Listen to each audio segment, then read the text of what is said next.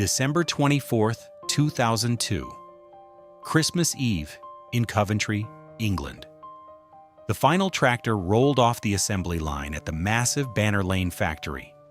Over 1,000 workers walked out into the winter cold for the last time, leaving behind a deafening silence that would soon consume a facility that had birthed over 3.3 million machines.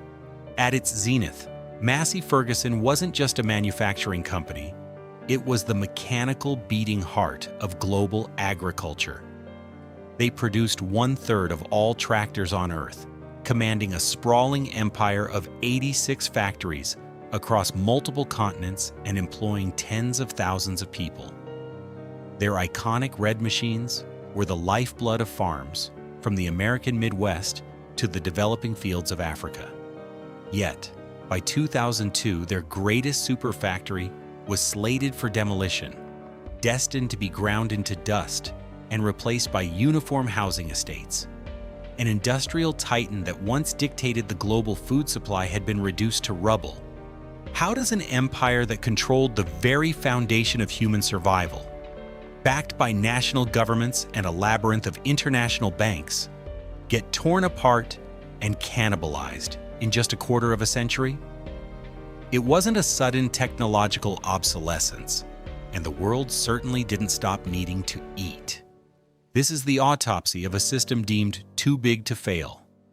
It reveals exactly what happens when the men building the machines are replaced by the men manipulating the math, and how a mountain of corporate debt crushed a century of industrial legacy. Before the sprawling, mile-long assembly lines and the labyrinthine corporate structures that would eventually consume them, there was only the earth, stubborn, unyielding, and entirely indifferent to human hunger.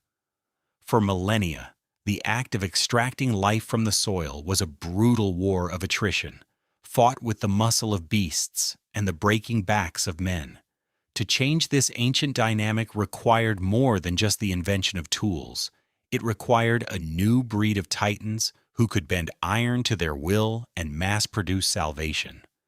The mythos of this mechanical empire did not begin in a sleek corporate boardroom, but in the fiery, soot-choked foundries of the 19th century. In 1847, a man named Daniel Massey set up a modest workshop in Newcastle, Ontario. The Canadian wilderness was an unforgiving frontier, demanding machinery that didn't just work, but survived. Massey began assembling simple agricultural implements, striking the anvil with a vision that extended far beyond his small town. Barely a decade later, and only a short distance away, another craftsman named Alanson Harris opened a rival foundry. For decades, the two men and their successors engaged in a fierce, clangorous rivalry. They battled over patents, market share, and the loyalties of local farmers. Yet, as the turn of the century approached, the nature of agriculture was undergoing a seismic shift. The world's population was swelling, and the demand for wheat was insatiable.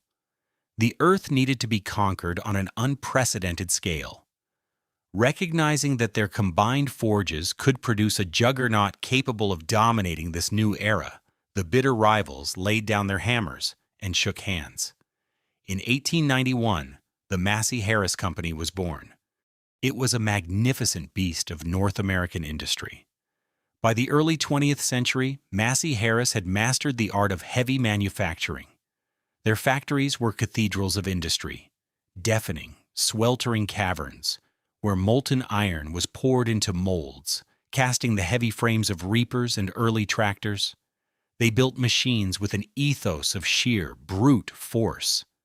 If the soil was hard, Massey Harris simply built a heavier, more aggressive machine to tear it open.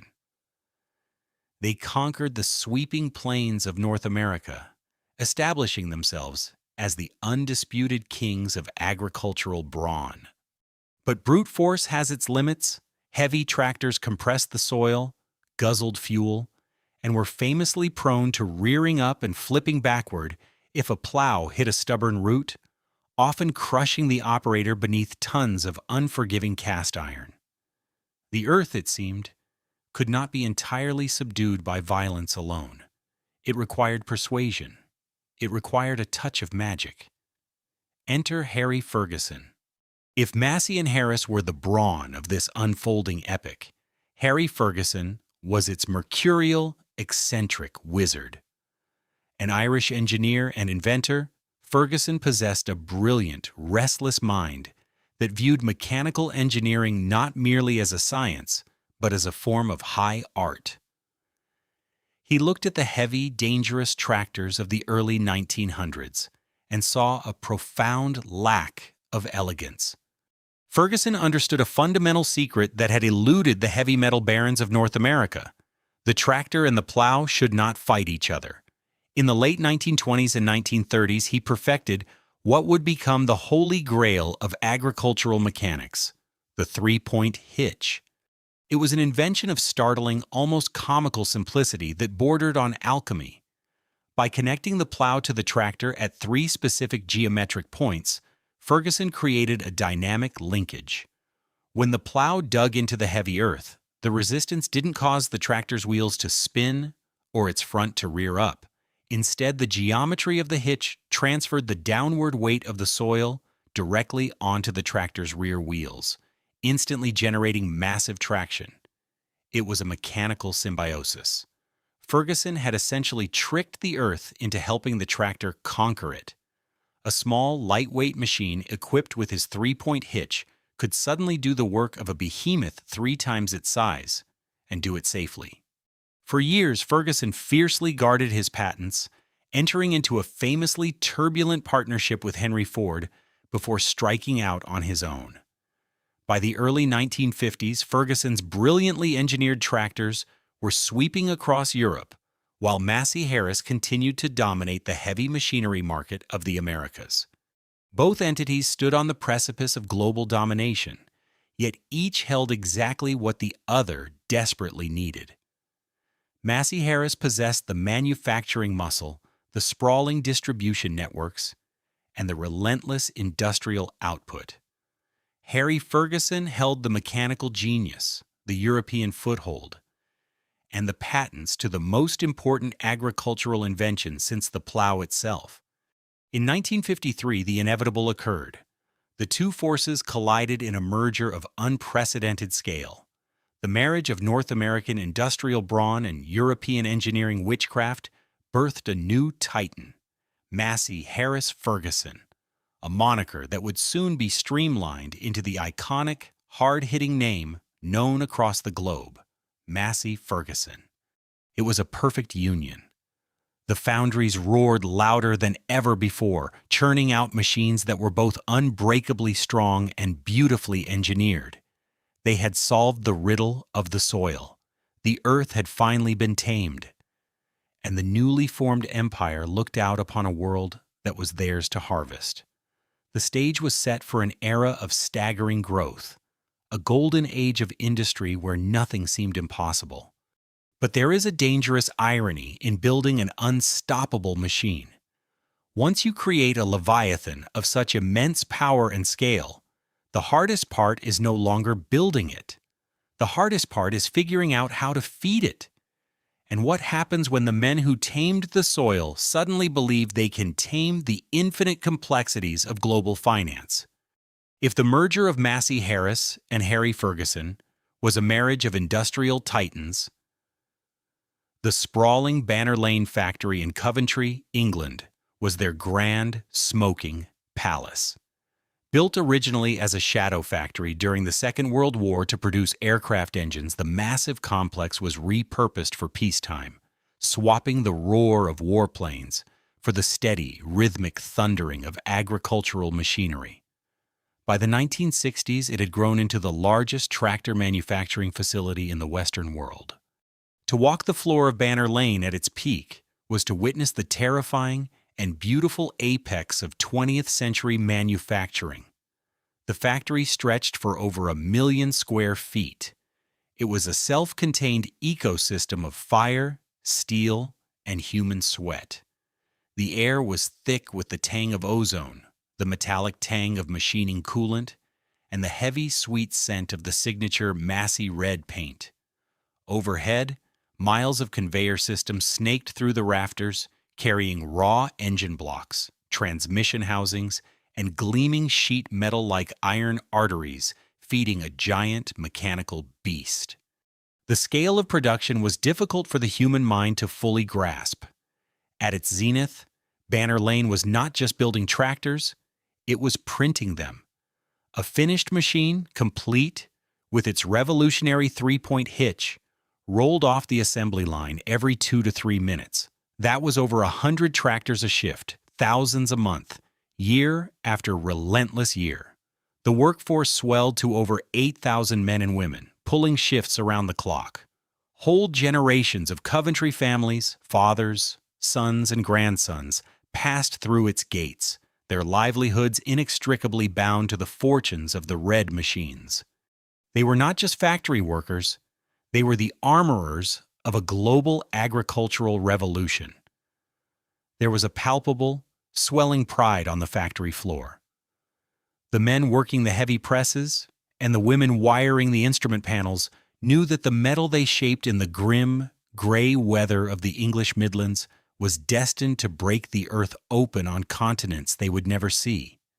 Banner Lane was a triumph of logistics, engineering, and raw human effort. It was a well-oiled machine running at maximum capacity, churning out wealth and machinery with a ferocity that made it seem invulnerable. But a factory, no matter how vast or efficient, is merely a tool. Its ultimate fate is never decided by the men who operate the machinery, but by the men who operate the ledgers. And as the millions of tractors poured out of the factory doors, the ambitions of the men in the boardroom began to outgrow the very earth they were trying to cultivate. As the endless columns of red tractors left the gates of Banner Lane and the vast North American plants, they fanned out across the globe, creating an empire of iron that rivaled the territorial reach of any nation-state. By the late 1960s and into the 1970s, it was an undeniable reality. The sun never set on the Massey Ferguson empire. Their machines were ubiquitous. They were plowing the vast, endless wheat belts of the American Midwest and the Canadian prairies. They were navigating the tight, ancient terraces of European vineyards. Most significantly, they were breaking virgin soil in the developing nations of Africa, Asia, and South America. In many parts of the Third World, the name Massey Ferguson did not just mean a brand of tractor, it became the literal word for the machine itself. They had achieved the ultimate corporate dream, brand ubiquity on a planetary scale. The company's logo, the interlocking triple triangles representing the merger of Massey, Harris, and Ferguson, was stamped on everything from combine harvesters to snowmobiles. From construction equipment to diesel engines, they were grossing billions in revenue. They commanded an astonishing 20% of the global market share, far outpacing legendary rivals like John Deere and Ford. This era of unprecedented dominance bred a dangerous corporate psychology. When a company controls the very mechanical means of human survival, a subtle arrogance begins to seep into the executive suites. The leadership, looking down from their glass towers, began to view the world not as a complex, volatile tapestry of different economies, but as one infinite, uniform field waiting to be harvested. They believed their own mythos. They believed that growth was not just a goal, but a law of physics. If one factory produced wealth, then 50 factories would produce 50 times the wealth. If one market was profitable, then all markets must be captured, regardless of the political or economic stability of the countries they were selling to. This was the intoxicating peak, the moment of maximum hubris before the fall. The brilliant engineers who had forged the company's success, men who understood the physical limits of steel and soil, were gradually being marginalized. In their place rose a new breed of corporate managers who viewed tractors not as machines that produced food, but purely as financial instruments that produced dividends. Drunk on their own success, Massey Ferguson was about to embark on one of the most aggressive, debt-fueled expansion campaigns in corporate history. They were no longer satisfied with merely supplying the world. They wanted to own it. And to buy the world, they were about to borrow money on a scale that would make their magnificent iron foundation crack. When an empire conquers its known world, it faces a perilous choice: stabilize the borders or march into the unknown. For Massey Ferguson in the mid-20th century, stabilization sounded far too much like stagnation. Under the aggressive leadership of its president, Albert Thornborough, the company decided to march. Thornborough was not a man who was comfortable with the slow, organic growth of simply selling more tractors year over year. He looked at the post-war economic boom and saw a fleeting, golden window. To his mind, the future belonged exclusively to the omnipresent. He envisioned a multinational leviathan so vast and deeply embedded in the global economy that it would transcend borders, currencies, and even governments. To achieve this godlike scale, Massey Ferguson shifted its philosophy. It was no longer enough to build the best machines. They had to buy the companies that built the components, and then buy the competitors who stood in their way. The era of the craftsman had officially given way to the era of the acquisition. The shopping spree began with a stroke of strategic brilliance. In 1959, Massey Ferguson purchased F. Perkins Limited, the legendary British manufacturer of diesel engines. It was a masterstroke, securing an in-house supply of the finest, most reliable power plants in the world. The rhythmic, guttural hum of a Perkins diesel engine soon became the literal heartbeat of almost every Massey Ferguson machine. But the hunger of a corporate empire is rarely satisfied by a single conquest. Emboldened by the Perkins acquisition, the executive suite in Toronto began treating the geopolitical map like a high-stakes monopoly board. They bought Landini, the revered Italian tractor manufacturer, to corner the market in specialized vineyard and orchard machinery. They pushed aggressively into Germany, acquiring a massive stake in Hanomag to capture the heavy construction equipment sector. They bought snowmobile companies in North America, office furniture manufacturers, and even dabbled in recreational vehicles. They weren't just expanding, they were inflating. The corporate structure was rapidly transforming from a focused agricultural pioneer into a bloated, unwieldy conglomerate. The men making the decisions were increasingly removed from the smell of turned earth and diesel exhaust. They operated in a sterile world of transatlantic flights, boardroom handshakes, and theoretical market projections. On paper, the strategy looked magnificent. The revenue charts climbed at an intoxicating, almost vertical angle. By the 1970s, they had operations in 190 countries and manufacturing bases in over 30. But building a global empire through rapid acquisition requires a fuel far more volatile than diesel. It requires capital, mountains of it. And in their rush to own the world, Massey Ferguson was writing checks that the future would eventually have to cash. How does a company pay for the world? If you are Massey Ferguson in the 1970s, you don't pay with cash reserves or by issuing new stock. You pay with debt. The financial architecture beneath this dazzling global expansion was, in hindsight, a breathtakingly reckless feat of corporate acrobatics. To fund their endless acquisitions and the construction of new megafactories in developing nations, the company relied heavily on borrowing. But it wasn't just the sheer volume of the debt that was dangerous. It was the structure of it. Massey Ferguson committed the cardinal sin of corporate finance. They used short-term, fluctuating-rate debt to finance long-term fixed assets. They were borrowing money on 90-day and 180-day notes from a dizzying labyrinth of international banks to build foundries that would take decades to pay for themselves. Furthermore, this debt was scattered across a chaotic spectrum of global currencies. They were borrowing in US dollars, British pounds, German marks, and French francs. The company's treasury department essentially became an unregulated hedge fund, constantly juggling exchange rates to keep the massive machine afloat.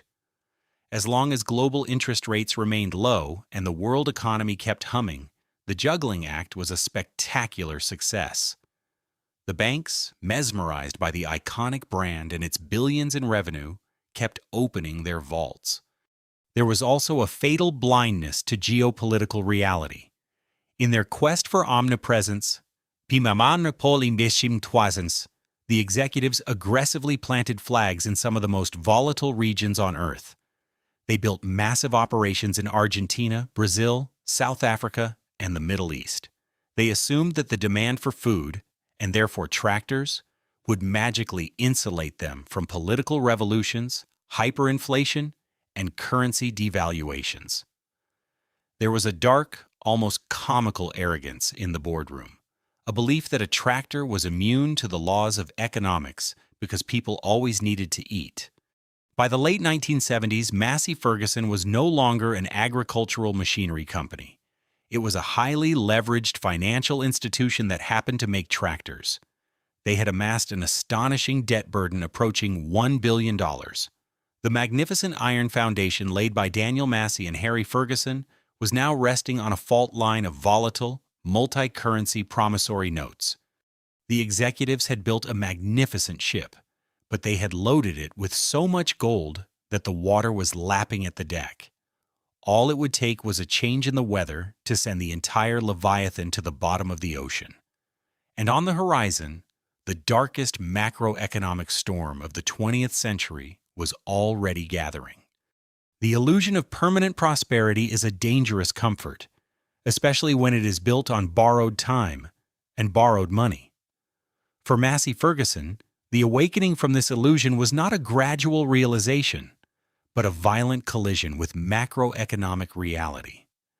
As the calendar turned toward the late 1970s, the global financial climate, which had previously acted as a powerful tailwind, pushing the company's aggressive expansion, suddenly reversed direction.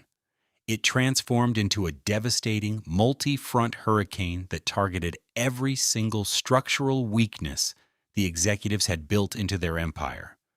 The first blow came from beneath the ground. The global oil crises of the 1970s sent the price of crude oil skyrocketing. Agriculture is, at its core, an energy-intensive industry. It is the process of converting diesel fuel and fertilizer into food. When the cost of fuel doubled and then quadrupled, the fundamental economics of farming were shattered. Across the American Midwest, the Canadian prairies, and the sprawling farms of Europe, farmers tightened their belts. The very first line item to be cut from their budgets was capital expenditure. They stopped buying new tractors, choosing instead to endlessly repair their aging machines. The seemingly infinite demand that Massey Ferguson had taken for granted simply vanished. But the drop in sales was only the beginning of the nightmare. To combat the rampant inflation triggered by the oil shocks, central banks around the world took drastic measures. They aggressively hiked interest rates, sending them soaring into double digits. This was the fatal strike. The trap that Massey Ferguson's Treasury Department had set for itself finally sprang shut. The company was sitting on nearly $1 billion of short-term, fluctuating rate debt. For years, they had enjoyed the low costs of these floating rates. Now, overnight, the cost of servicing that colossal debt exploded. The interest payments alone grew into a ravenous monster, consuming every dollar of operating profit the company could generate, and then eating into the principal.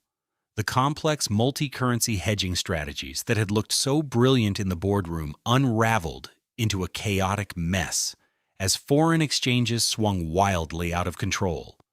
The company had assumed the weather would always be fair. They had built a massive, inflexible industrial machine and placed it on a foundation of highly volatile financial paper. As the storm battered the global economy, the paper began to tear. As the financial architecture burned at the corporate headquarters in Toronto, the geopolitical gamble collapsed on the ground. The aggressive expansion into the developing world, the strategy meant to ensure Massey Ferguson's omnipresence, turned into a massive liability. The same oil shocks and soaring interest rates that were hurting American farmers were absolutely decimating the economies of third world nations. Countries in South America, Africa, and Asia, burdened by their own massive dollar-denominated sovereign debts, effectively went bankrupt. Governments that had previously signed massive contracts to import thousands of red tractors suddenly found themselves without the hard currency to pay for them. Entire national markets evaporated in a matter of months. Ships carrying heavy machinery were turned away at foreign ports, or the equipment was offloaded and left to rot on the docks because the letters of credit had bounced. The physical reality of this perfect storm finally reached the factory floors. At Banner Lane in Coventry, and across the sprawling manufacturing hubs in North America, the deafening roar of relentless production began to stutter. You cannot run a 1,000,000-square-foot factory without cash flow. The logistics chain, once a marvel of efficiency, backed up completely. Without buyers, finished tractors began to pile up. The company was forced to lease massive, empty fields just to park the excess inventory. Acres upon acres of gleaming new Massey Ferguson tractors sat parked wheel to wheel, their red paint gathering dust and bird droppings instead of the rich soil they were built to conquer. It was a haunting, physical manifestation of corporate hubris, tens of millions of dollars in idle capital rusting in the rain. Inside the factories, the unthinkable happened. The assembly lines were throttled back, shifts were canceled. The thousands of men and women who had built their lives around the steady rhythm of the factory whistle now faced the terrifying prospect of sudden layoffs. The pride of being the armorers of global agriculture was replaced by a creeping, cold dread.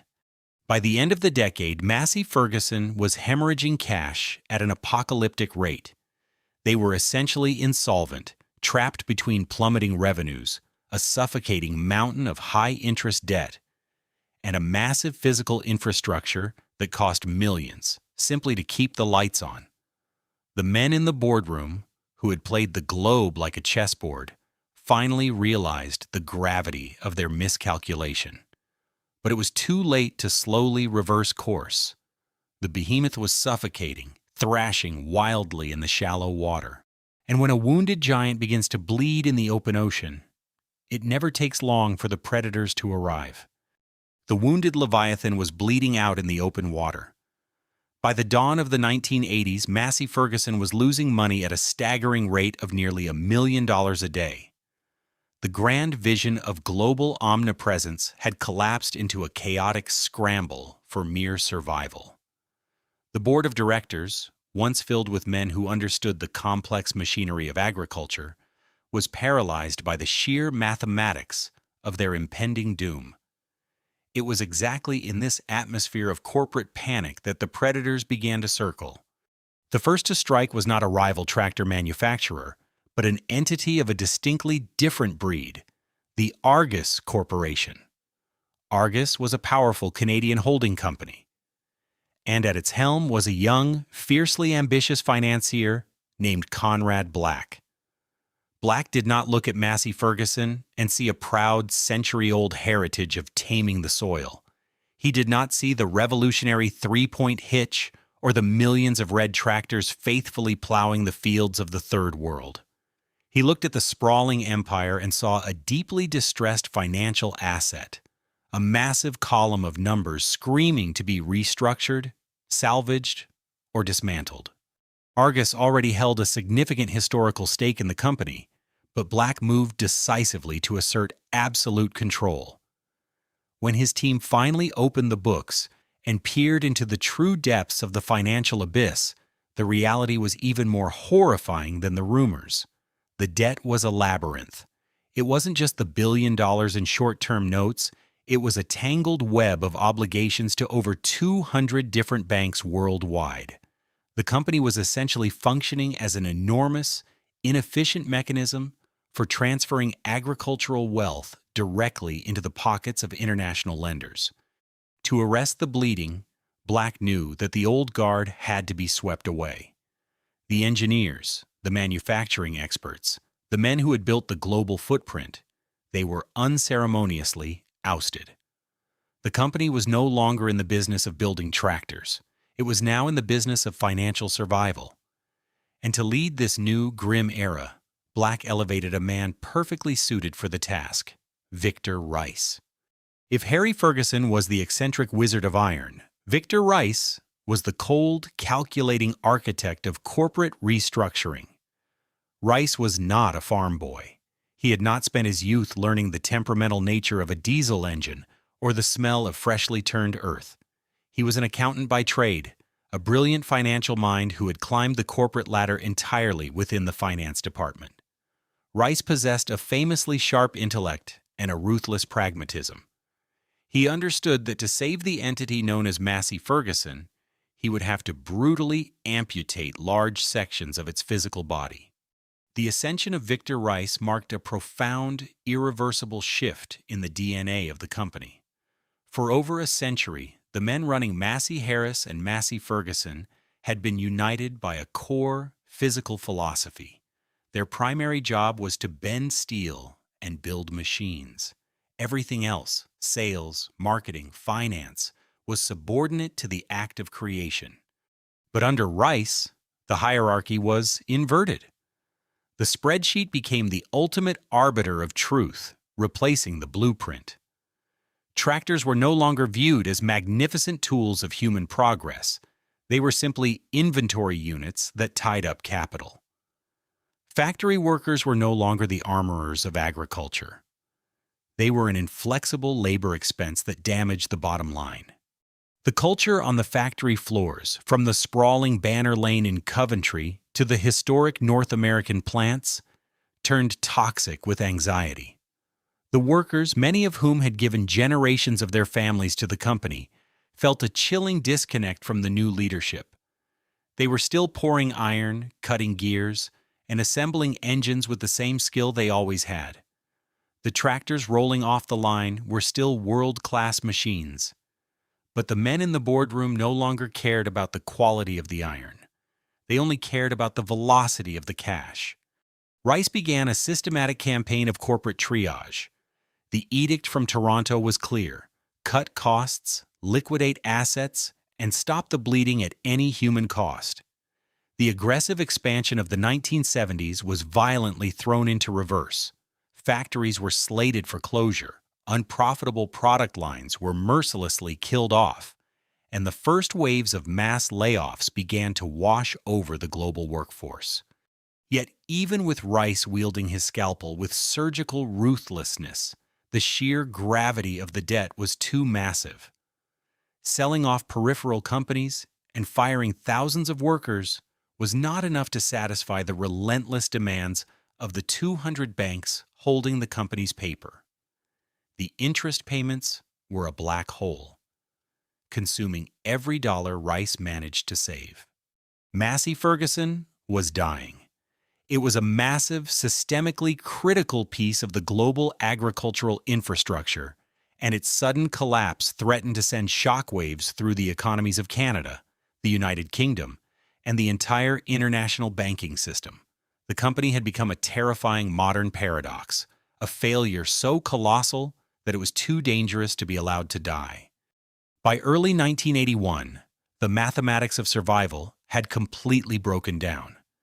Despite Victor Rice's brutal campaign of factory closures and mass layoffs, Massey Ferguson was staring into the abyss of total insolvency. They owed hundreds of millions in short-term interest alone, an obligation that dwarfed the revenue generated by the few tractors still trickling off the paralyzed assembly lines. In a normal capitalist ecosystem, a company that cannot pay its debts is allowed to die, its assets liquidated to satisfy the creditors. But Massey Ferguson was no longer a normal company. It had mutated into something far more dangerous, a monolithic pillar bearing the weight of entire regional economies. If the tractor giant were to simply declare bankruptcy and shutter its doors overnight, the resulting shockwave would not be contained to the boardroom. It would trigger a catastrophic, cascading failure across multiple nations. In Canada, The immediate evaporation of thousands of manufacturing jobs in Ontario would devastate local communities. In the United Kingdom, the sudden closure of the Banner Lane complex and the Perkins engine plants would throw tens of thousands of skilled machinists and assembly workers into the streets of Coventry and Peterborough, regions already buckling under the pressure of industrial decline. But the threat extended far beyond the factory gates. The true terror lay hidden in the ledgers of the global financial system. Massey Ferguson's debt was held by a staggering syndicate of more than 200 distinct banks, scattered from Toronto to London to New York.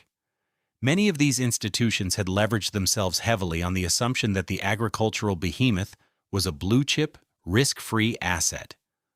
A sudden, uncontrolled default by Massey Ferguson threatened to blow a billion-dollar hole in the balance sheets of these lenders, potentially sparking a contagion of banking failures. The company had inadvertently achieved the ultimate perverse form of corporate leverage. They were holding the economy hostage. They had become the defining prototype for a phrase that would haunt the financial world decades later. They were simply too big to fail. The crisis escalated from corporate suites to the highest halls of national power. The executives of Massey Ferguson, alongside a terrified consortium of international bankers, approached the governments of Canada and the United Kingdom. The message was grim and unambiguous: intervene or watch the industrial and financial landscape burn. The men who had spent the 1970s boasting about transcending national borders and government oversight were now begging those same governments for a lifeline. What followed was one of the most complex high-stakes financial rescue operations of the 20th century. For months, a grueling marathon of negotiations took place behind closed doors. Bankers, corporate executives, and government officials engaged in a bitter standoff, each trying to minimize their exposure to the toxic fallout. Finally, in July 1981, a monumental restructuring package was announced. It was a staggering financial maneuver designed to completely recapitalize the dying giant. The governments of Canada and the province of Ontario agreed to guarantee massive portions of the debt, essentially using taxpayer money to co-sign for the company's survival. The syndicate of 200 banks, realizing that 50 cents on the dollar was better than zero, agreed to convert vast amounts of debt into equity. The company was injected with a massive influx of fresh capital, a lifeline worth over $700 million. On the surface, the announcement was met with profound relief. On the factory floors of Banner Lane in Brantford, the workers who had spent months dreading the final whistle allowed themselves a cautious exhale. The great Massey Ferguson had been pulled back from the brink. The foundries would stay hot. The assembly lines would keep moving. The media hailed it as a triumph of public-private cooperation, a masterclass in saving industrial heritage. But behind the celebratory headlines, a darker, much colder reality was setting in. The men who engineered the bailout knew the truth. This historic capital injection was not designed to fund a glorious renaissance. It was not earmarked for research and development, nor was it meant to design the next great agricultural innovation that would rival Harry Ferguson's three-point hitch. The bailout was, in essence, an incredibly expensive form of financial hospice care. The governments and the banks had not saved Massey Ferguson to watch it thrive. They had saved it to control its demise. They pumped it full of capital simply to stabilize the beast so it could be dismantled safely, piece by piece, without crashing the global economy in the process. The workers returning to the assembly lines believed they were building the future. They did not realize that the ink on the bailout agreement had fundamentally changed their status. They were no longer building tractors for the world. They were merely working to pay off the interest of their own executioners. The era of creation had definitively ended. The era of the butchers had begun. The monumental bailout of 1981 was heralded by politicians and bankers as a miraculous resurrection. a victory of modern financial engineering. But to the men and women standing on the oil-stained floors of the factories, the rescue felt distinctly like a prolonged, agonizing execution. The colossal, mythological entity that had once bent the earth to its will was now strapped firmly to a corporate surgical table, kept artificially alive by taxpayer capital while its most vital organs were systematically harvested.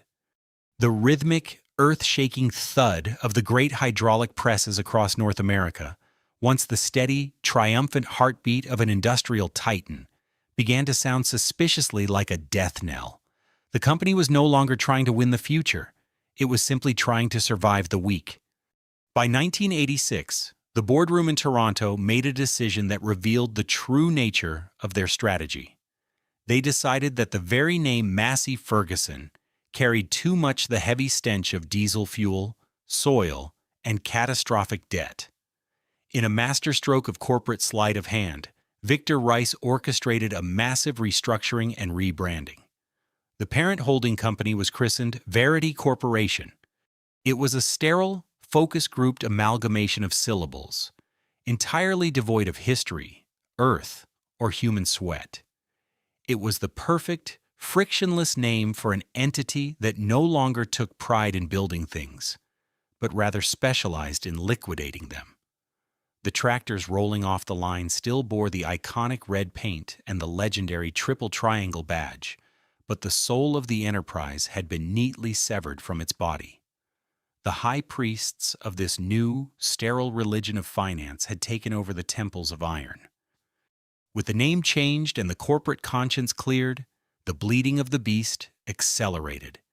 The magnificent, sprawling foundries in Brantford and Toronto, the very cradles where Daniel Massey and Alanson Harris had forged their empires over a century prior, were brutally marked for death.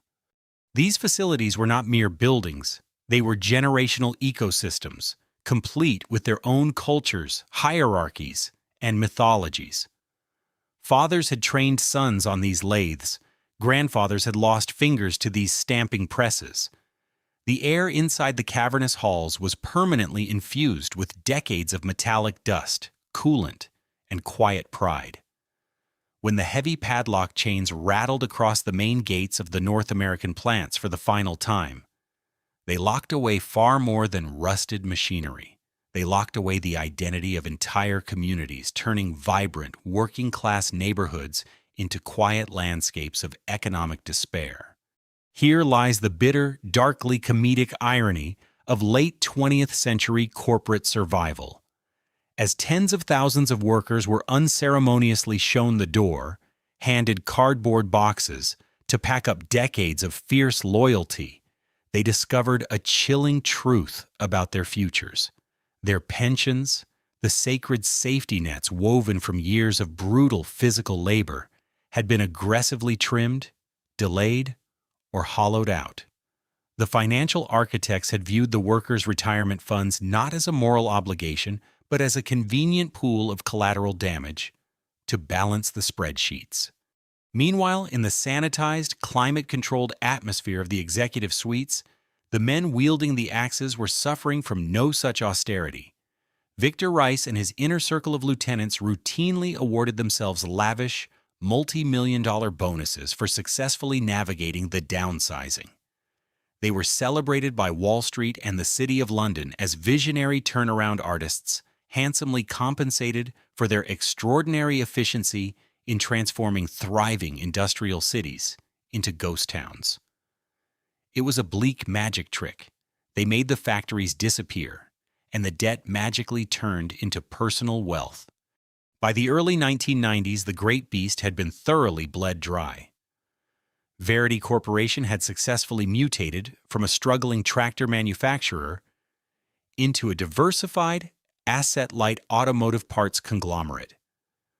The agricultural machinery division, the foundational core of the entire empire, the iron leviathan that had conquered the globe, was now treated as an irritating, unprofitable, vestigial organ.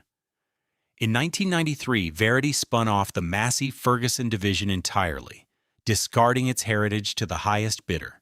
It was quickly swallowed by the American equipment conglomerate AGCO. The name Massey Ferguson survived, reduced from a sovereign industrial empire to a mere brand label in a much broader corporate portfolio.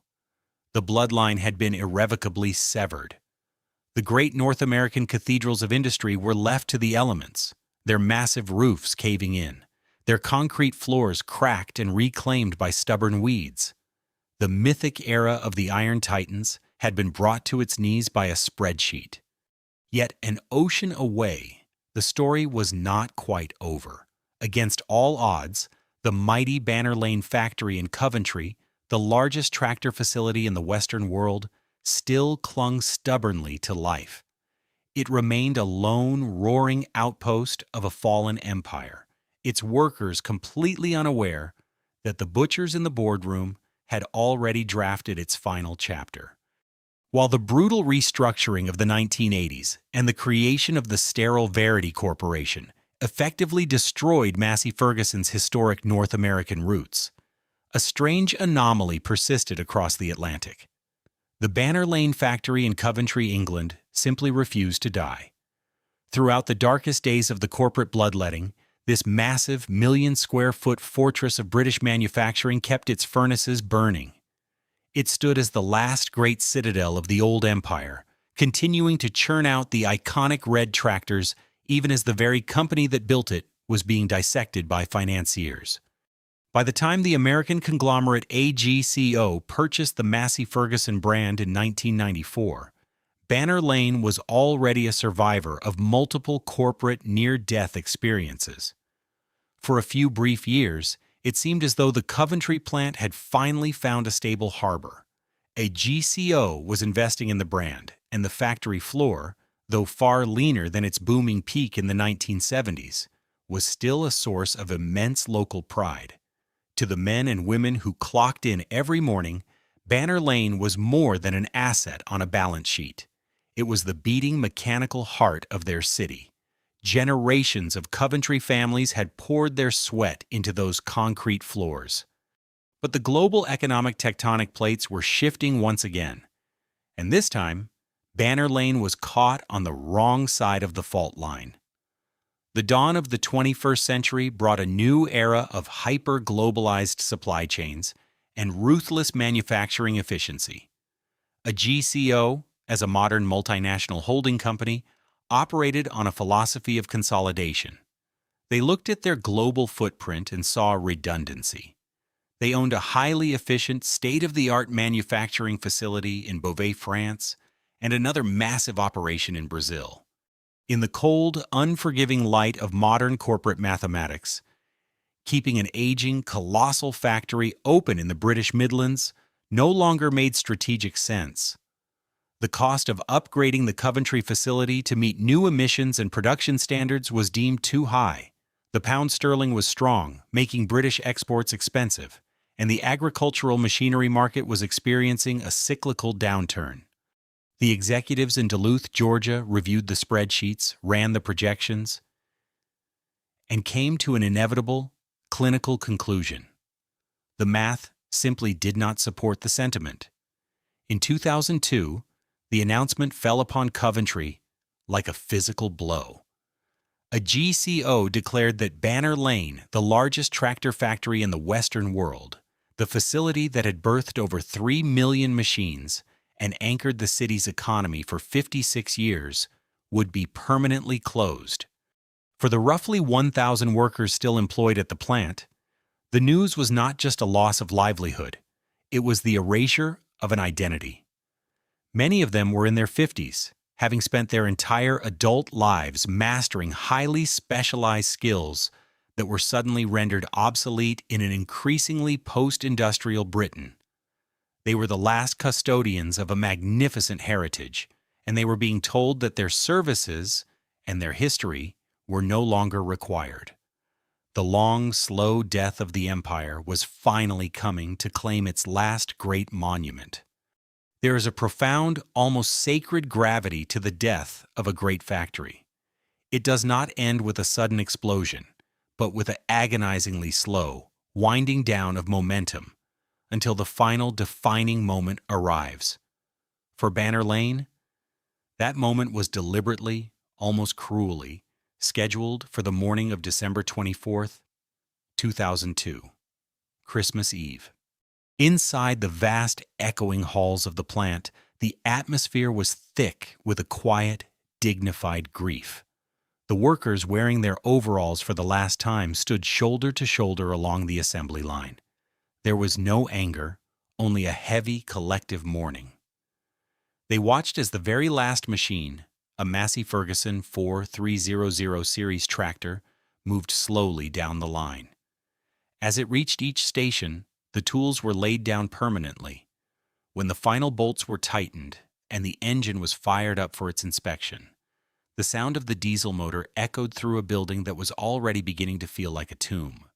At exactly 9 a.m., the tractor rolled off the line. The heavy overhead conveyor belts ground to a halt. The pneumatic drills hissed into silence. The rhythmic thumping of the presses stopped. For the first time in over half a century, the million-square-foot facility was consumed by absolute deafening silence. The workers punched their cards, walked out into the freezing December air, and the massive iron gates were chained shut behind them. The physical aftermath of the closure was swift and unsentimental. A factory of that scale is a liability when it sits empty. Within months, the demolition crews arrived. The cavernous halls where Daniel Massey's vision of heavy iron had met Harry Ferguson's brilliant engineering were systematically torn apart by excavators. The concrete was pulverized. The steel girders were cut down and sold for scrap. The ground itself, soaked in decades of machining oil and industrial history, was scraped clean. Today, if you travel to the western edge of Coventry, you will not find a monument to the millions of tractors that once rolled out of the city to feed the world. You will not find the towering smokestacks or the deafening roar of the foundries.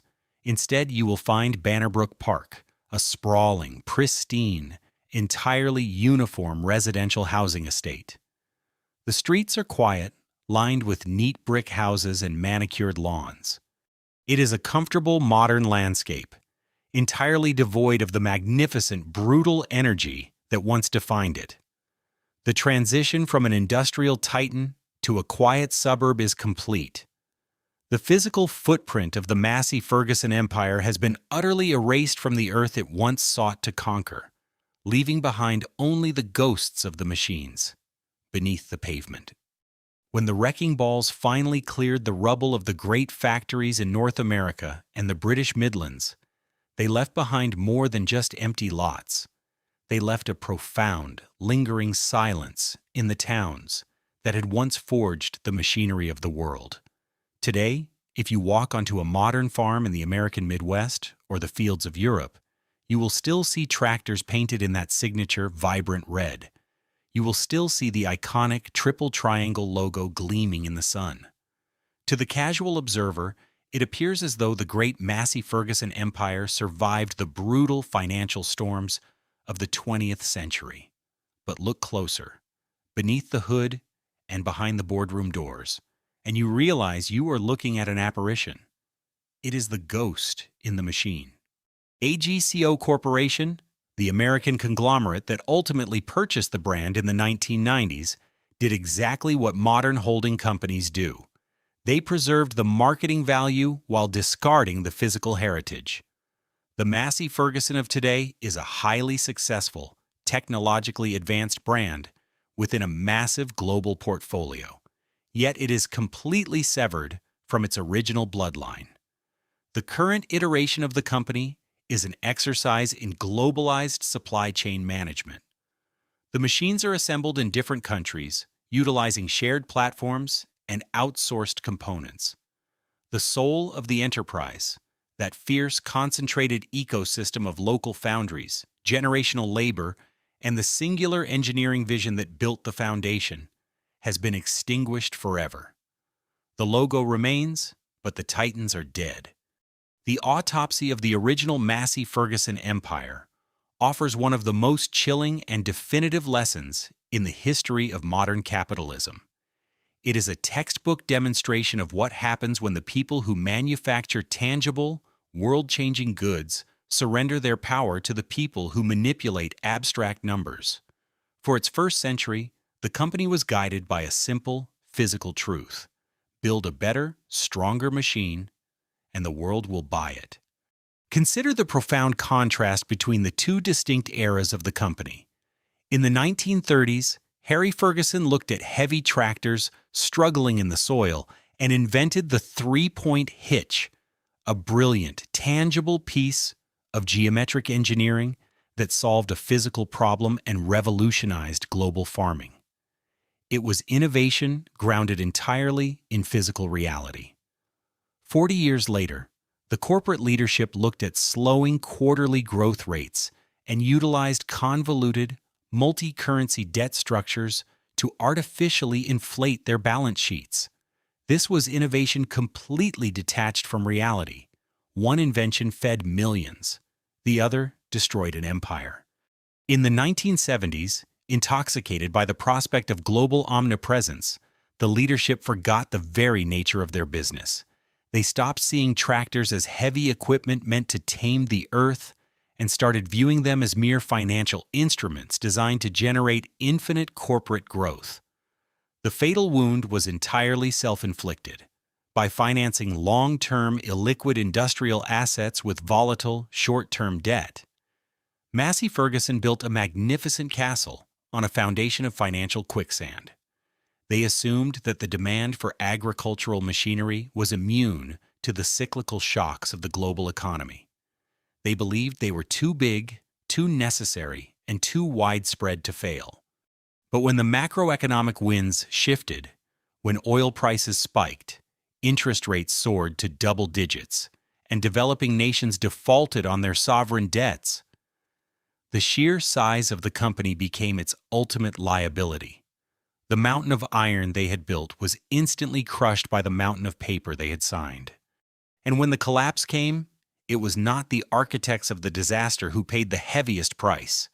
The executives who masterminded the reckless global gamble, and the financiers who ruthlessly dismantled the company to save their own balance sheets, largely walked away with their personal wealth intact, their millions in bonuses secured. The true cost of the failure was paid on the factory floors. It was paid by the tens of thousands of skilled workers in Coventry, Brantford, and Toronto who watched their livelihoods, their hard-earned pensions, and their community identities evaporate.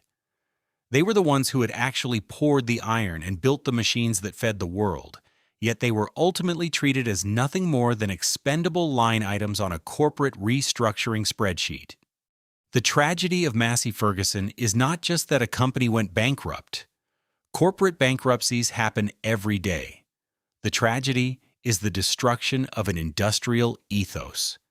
It represents the specific moment in history when the art of making things was permanently subordinated to the art of making money. The men who founded the empire believed in the dignity of heavy industry, in the unbreakable bond between the mechanic and the farmer. Today, the red tractors still plow the fields, guided by GPS satellites and powered by complex software. But the colossal, thundering foundries that birthed their ancestors are gone, replaced by quiet residential subdivisions and retail parks. The earth is still being harvested, but the iron giants that once ruled it have been reduced to mere echoes, haunting the very soil they once conquered. The story of Massey Ferguson is more than a cautionary tale of corporate overreach. It is a modern myth about the hubris of the industrialized world. For a century, the men of iron believed they were building something eternal. They looked at the earth and saw an adversary to be conquered by physics, sweat, and steel. And they succeeded. They forged a mechanical titan that fed continents and reshaped the physical topography of the globe. But the ultimate downfall of this Leviathan did not come from a failure of engineering or a lack of human ingenuity. It came from the dangerous illusion that continuous, infinite expansion could be sustained without a grounded foundation. The corporate architects forgot that an empire no matter how vast, is still a fragile human endeavor. When they severed the sacred bond between the machine and the maker, when they traded the tangible reality of the factory floor for the abstract, volatile promises of a spreadsheet, they sealed the fate of their own creation. There is a profound lesson hidden in the quiet, manicured suburbs where the great foundries once roared. True growth, whether it involves cultivating a sprawling wheat field or building a meaningful life, requires patience, resilience, and a deep respect for the environment that sustains you. When blind ambition outpaces reality, the collapse is not just a possibility, it is an inevitability. The ruins of these fallen giants remind us that a legacy is never measured by short-term financial maneuvers, but by the lasting, physical impact left upon the people and communities who built it. The Iron Titans have faded into history, but the earth they turned remains, quietly waiting for the next generation of builders. If you found value in this journey through industrial history and the hard-earned lessons hidden within its decline, please consider subscribing and sharing your thoughts in the comments below. What other fallen empires of industry should we investigate next? Thank you for watching, and keep learning.